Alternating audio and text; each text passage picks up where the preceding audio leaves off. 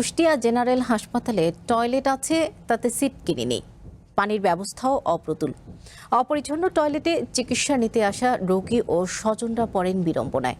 তাদের অভিযোগ, হাসপাতাল কর্তৃপক্ষের দায়িত্বহীনতা ও অব্যবস্থাপনার কারণে এমন টয়লেটের দুর্দশা।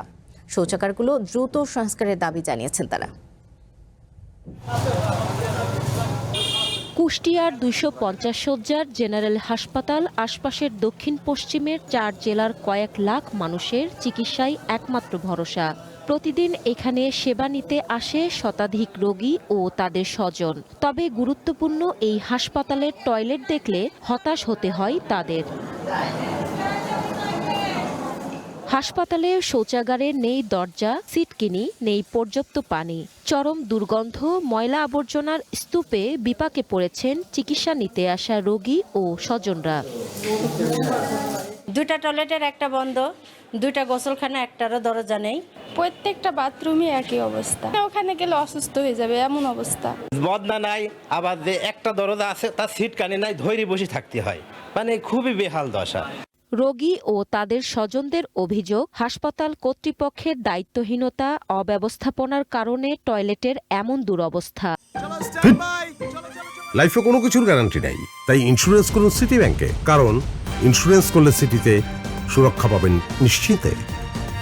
দ্রুত সংস্কারের দাবি তাদের। বাথরুমে একবারে ভরে গেছে, ওর ভিতরে যাওয়ার কোনো পরিবেশই নাই।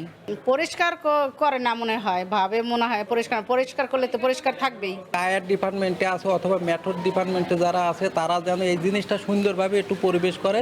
ভালো মতন সবাই যেন আমরা আসলে স্বাস্থ্যসম্মত যেটা আমরা পরিবেশ চাই।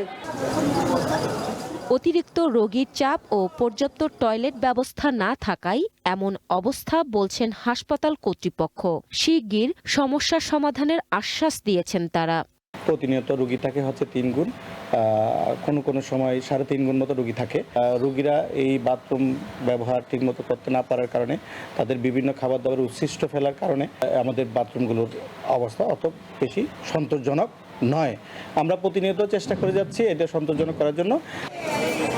শুধু আশ্বাস নয়, দ্রুত টয়লেট ব্যবস্থা সংস্কারের উদ্যোগ নেবে হাসপাতাল কর্তৃপক্ষ, এমনটাই প্রত্যাশা রোগী ও স্বজনদের।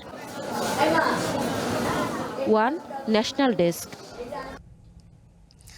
দেখছিলাম কুষ্টিয়ার হাসপাতালের বেহাল দশার অবস্থা। আমরা একটু কুষ্টিয়া থেকে ঘুরে আসি, সেখানে আছেন সোনি আজম।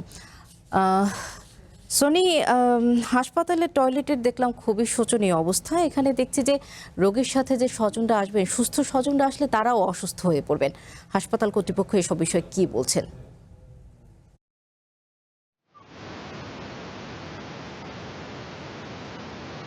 দেশের দক্ষিণ পশ্চিম অঞ্চলের জেলা কুষ্টিয়া সহ আশপাশের অন্তত 3 থেকে 4টি জেলার লক্ষ লক্ষ মানুষের চিকিৎসা সেবার একমাত্র আশ্রয় স্থল এই কুষ্টিয়া 250 শয্যা বিশিষ্ট কুষ্টিয়া সদর জেনারেল হাসপাতাল। এই হাসপাতালে প্রতিদিনই শত শত রোগী এবং তাদের স্বজনরা চিকিৎসা নিতে আসে। কিন্তু চিকিৎসা নিতে আসলে তাদের সবচেয়ে বড় ভোগান্তির কারণ হয়ে দাঁড়িয়েছে কুষ্টিয়ার এই সদর জেনারেল হাসপাতালের টয়লেট ব্যবস্থা। টয়লেটে নেই কোনো দরজা, সিটকিনি, নেই পর্যাপ্ত পানির ব্যবস্থা।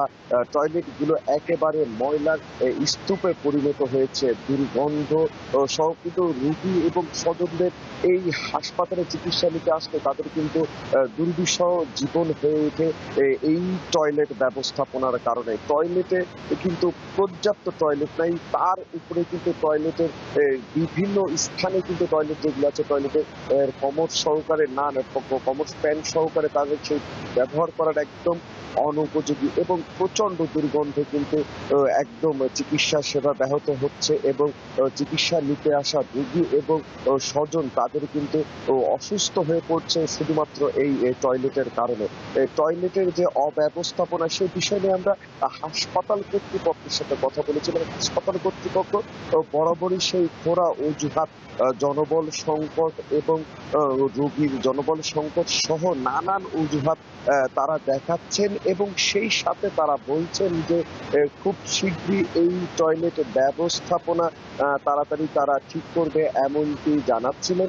তবে রোগীর স্বজনরা বরাবরই বলছেন যে রোগীর সাথে যারা স্বজনরা আসেন তারা বলছেন যে এমনিতেই চিকিৎসার ব্যবস্থা একেবারে ভঙ্গুর, তারপরে টয়লেটের অবস্থা একেবারেই এই দুর্গন্ধ এবং বর্জ্যর স্তূপে পরিণত হয়।